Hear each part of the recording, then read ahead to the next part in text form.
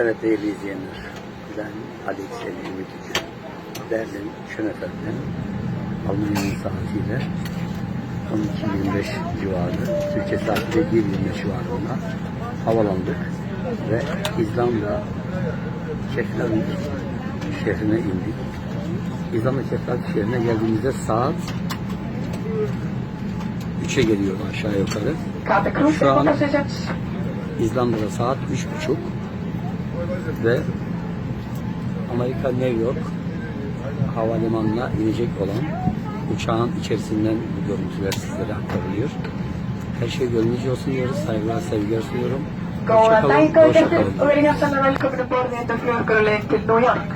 Flygtiden idag är det 5 klockostunder och 45 minuter och är det rättare till båt till Gotland. Det är mycket spännande säkerhetsförbund, säkerhetsförbund, Saygılar sunuyorum. Dünyanın her yerindeki dostlarıma kucak dolusu selamlar, sevgiler ediyorum. Akrabalarıma da selamlar, sevgiler ediyorum.